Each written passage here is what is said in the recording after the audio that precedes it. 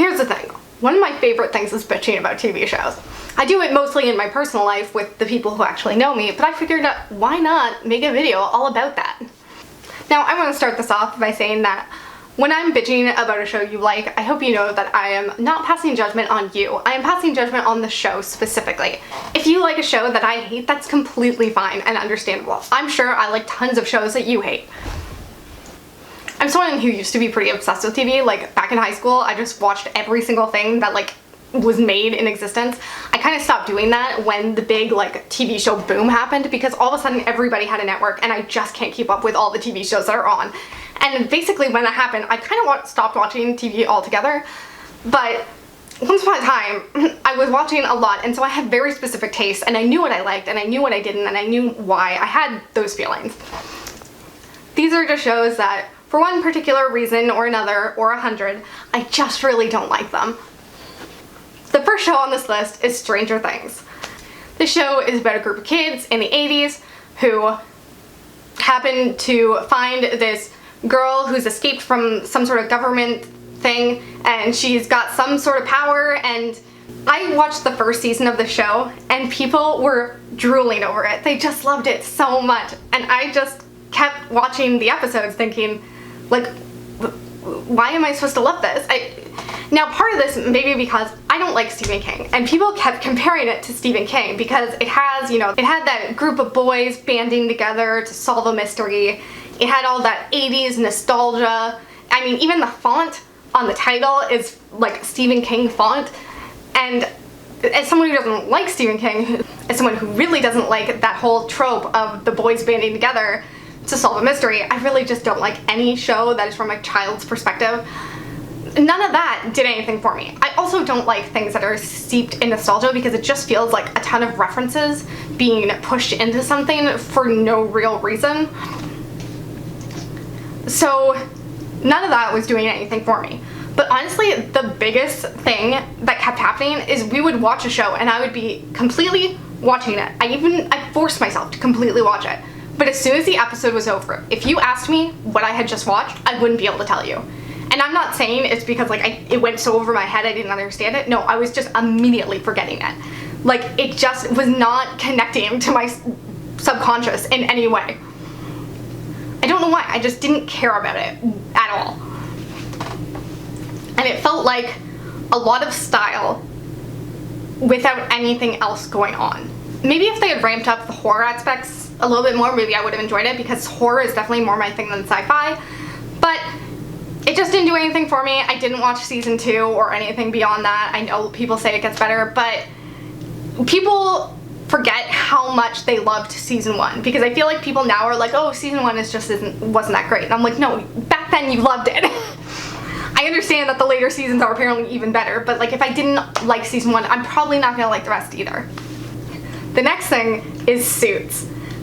This show, I have been recommended Suits by so many people. Anytime I ask someone for a recommendation for a TV show, Suits is what they say. Anytime I'm around someone else who is asking for a recommendation, Suits.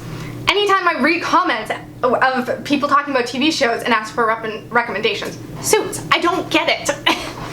This just seems to be that go-to show that is inoffensive enough that everybody will like it, supposedly. I watched, once again, the first season. I think I even watched a little bit of the second, and it's so boring. I truly do feel like the reason the show is as popular as it is because it's so inoffensive. It's so easy. You can turn it on, turn your brain off, and it just kind of does its thing, and the actors are charming enough that it's fine. And they're pretty enough that that is also nice. It's like nice window dressing. But there's nothing beyond that. And there are so many better shows you could be watching. Why watch Suits when you could watch The Good Wife? Did I explain what Suits is about? No, I did not. Suits is about a guy who has no real qualifications, just kind of like tripping his way into being a lawyer. He hasn't gone to school, but he pretends he has so that he can keep this lawyer job, and like his boss helps him do that because like they're bros. It's really just white men failing upwards, you know? I'm not sure I need a show about that. Now, the one thing the show has going for it is the chemistry between the two male leads. I will say that shit is on point. The entire time I watched the show, I was like, these dudes are gonna fuck. Spoiler alert, they don't. That's not where the show is going. If it was, the show would be a million times better. But unfortunately, this type of show just isn't interested in that, and it is all the worse for it. But like I said, you could be watching The Good Wife, which is immaculate. But instead you watched this. The next show I didn't like, but everyone else seemed to, was Unbreakable Kimmy Schmidt. Now this depressed me because I wanted to like this so much. A show that I love is 30 Rock. That show is so fucking good, and it is written by the exact same people, Tina Fey and Robert Carlock. And so I thought for sure that I was going to go in and love Unbreakable Kimmy Schmidt. But it just didn't really work for me, and like this isn't one that I can really hate on because it's not something that like actually offends my senses or anything. I just didn't love it like I wanted to.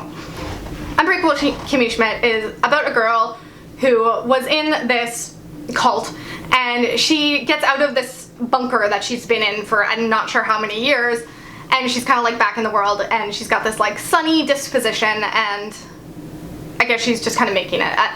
It's got a really likable lead actress, Ellie Kemper, and a lot of the actors are what makes this work, in the same way that honestly a lot of the actors are what made 30 Rock work.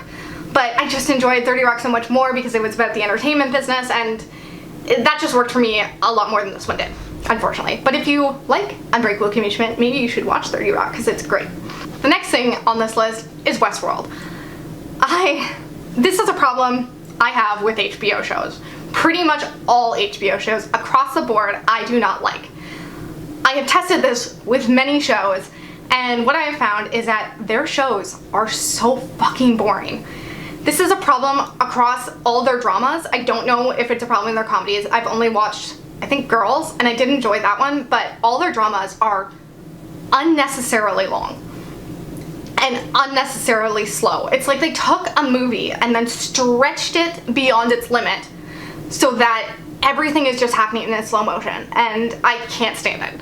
Westworld is a park where they have these like robots, and you can kind of come and do whatever the fuck you want. Like if you want to rape or kill one of these robots, you can.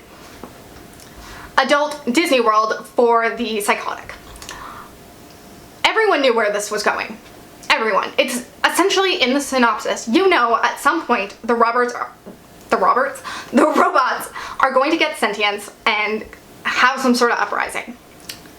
That should have happened at the end of episode 1. Instead, they stretched that shit out to the end of season 1. How? I ask you, how? And why? The other thing about the show is I read a theory online about how season 1 was going to end. Unfortunately, sometimes when you end up on a forum or you end up reading an article, which that's something I do, I read a lot of reviews about TV shows I'm going to be watching to know if I should watch it because there are 8,000 TV shows out per day, it seems like. So I want to try and skip some of the crap. And sometimes when you read a review and the reviewer, the critic, whatever, is talking about where he thinks the show is going or something, they'll kind of make a theory, they'll make a guess, and as soon as you read it, you're like, oh, they're right. Like, that's the only way it could go. Of course that's where it's going. And so then it's spoiled whether they meant to spoil it or not because they don't know for a fact that's where it's going, but you just know when you read it, it's right. That's happened twice now in my life. One was Westworld with Jimmy Simpson's character, I don't remember his name. And the other was How I Met Your Mother, with the ending with the mother. Yeah, I found that shit out in season 4 because as soon as somebody said it out of their mouth, I was like, of course that's how it's ending. Obviously that's why they're telling this story. Anyways, because I knew near the beginning of Westworld where Jimmy Simpson's character was going and the way that that was going to end up, there wasn't a whole lot else to do at the end. Watching the robots rise into sentience was a given. So, and the mystery had been spoiled for me, so I was just kind of biding my time until it was over. I never watched it again and I have no regrets. The next one is a doozy. The next one I feel like is where people are going to get mad, but this is the one I feel the most passionate about. I could do an entire video explaining all the reasons why I hate this show and why it is not as good as you remember. And that show is Dexter. Now, before you say anything, season 1 is perfection. Season 1 is great. If that was a mini-series, I would just love it. The rest is trash. And the thing is, there are things sprinkled throughout the show that I think make you believe it's better than it is, like the acting. The acting is great. Every actor in that show is doing a pretty great job of elevating this not great material into being a prestige show. There are just so many things wrong with this show season by season. Season 2 happened way too early. Why would you do the Butcher Bay thing in season 2? You know Dexter is not going to get caught in the second fucking season of the show, because then where the hell is the rest of the show going to go? So the idea that they even had that, like, ooh, is he going to get caught as a full season in the second season was just so stupid. I also couldn't stand Lila, but I understood that that was like what you're meant to do, so that was fine. Season 3, total filler. Nothing happens in that season. It is so boring. This big bad that season with Kimmy Schmidt, and he was trying his best, but they just gave him nothing to work with. And then we come to season 4, and everybody remembers season 4. Everyone says, like, that's the best season, and I gotta respectfully disagree.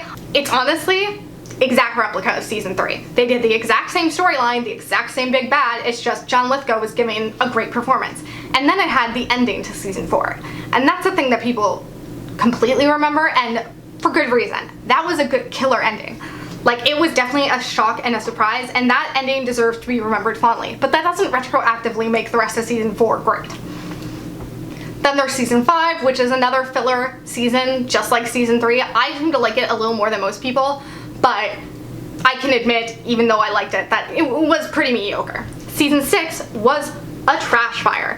Everyone remembers that season poorly because it used one of the most used thriller tropes, and it did it so fucking poorly that everybody could have guessed it from episode 1 of season 6. And then, of course, it had the storyline with Deb, which was so disgusting, so blood-curdling gross, that I think everyone was kind of done with Dexter at that moment. They almost saved it in season 7 by bringing in Yvonne Strahovski, because she is phenomenally great in everything she does, but nothing can save the show. And then there was season 8, which we all know how that ended. It's just not a good show, and the fact that they are bringing it back for more makes me so upset. I think season 1 started off so well and made everyone fall in love with the show that we all forgave all the terrible things it did afterwards, myself included, until I rewatched it and realized just how bad it was. The next show on this list is The Office. Now, this is another one where I won't hate on anybody for loving it, because I've just realized this isn't my type of comedy. Cringe comedy isn't for me. I just watched season 1 of Search Party, and I also didn't like it for the exact same reason. When I just hate all the characters and I just cringe at everything they do, I don't find that funny, I don't find that enjoyable, and I don't want to be watching it. I watched the entirety of this show because I loved Jim and Pam's relationship so much, and that is literally the only reason I watched it. But like I said, I don't hate it, it's just not for me. I much prefer shows like Brooklyn Nine-Nine, where they have a little bit more earnestness and heart, same with Parks and Recreation. So, you know, not a terrible show, but I'm just not the audience for it. Then there was Gossip Girl. This show makes me upset because, I mean, it was popular when I was in high school, but somehow it got a resurgence once it was put on Netflix, and that makes me so upset because there are so many better teen shows out there. Why aren't we watching The OC? Why aren't we watching One Tree Hill? Gilmore Girls? Everwood? Like, there are so many better teen shows out there. All of them are better than Gossip Girl. There's obviously the fact that they are all terrible people, but a lot of them are just also not that interesting. All that show had going for it was Blair and Chuck.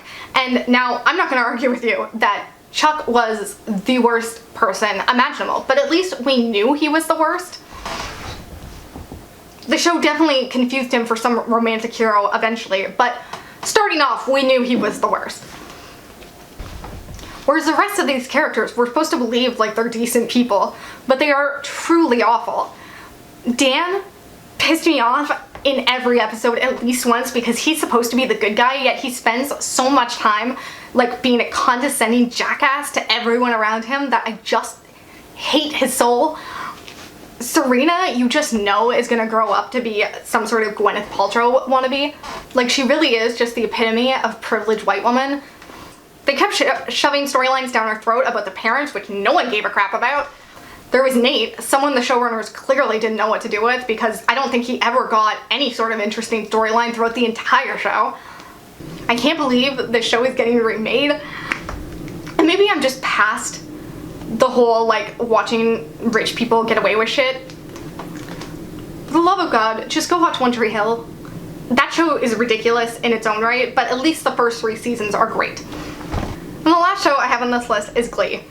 Now, I feel like all of us looking back, I feel like there's been like a recent thing where people look back at the show and they were like, wow, this was bad. And yes, it was. But I will say, if you think it was a bad show, you should go back and watch the pilot. Now, if you don't know this, the first episode of a TV show is called the pilot. No matter what show it is, it's usually called pilot. Because they make that first episode, they send it in to the studio, and then the studio decides whether or not to greenlight the show. So the pilot of Glee was fantastic. If that was a show they had made, I would have loved it. I can guarantee it probably would have been my favorite show. But it's not the show that they ended up making. There is a huge tone shift from episode 1 to episode 2, and then it gets even more of a difference as it goes on. The first show was very cynical. It was clearly making fun of the people it was talking about. And I think they realized in between the first episode and the second that they would make a lot more money, they would be a lot more successful if they embraced theater kids. And so that's what they ended up doing. They no longer made Rachel Berry as much of a villain as they had in that first episode. They made things a lot more earnest, and things definitely weren't as scathing as they were in that first episode. Now, personally, I loved that first episode and I was really looking forward to it. It reminded me of Ryan Murphy's other show, Popular, which was my favorite show when I was in high school. It was actually made a bit before my time, but the reruns were still on when I was probably in like grade 9 or something, and I adored it. So I thought, add in some songs, a fun soundtrack, and I'm gonna love that shit. But no, it changed. It was not for me after that first episode, and very much not for me after that first season. Those are some of the popular shows that I hate. Hopefully you still like me. And hopefully you like this video and you'll be back again soon. Bye.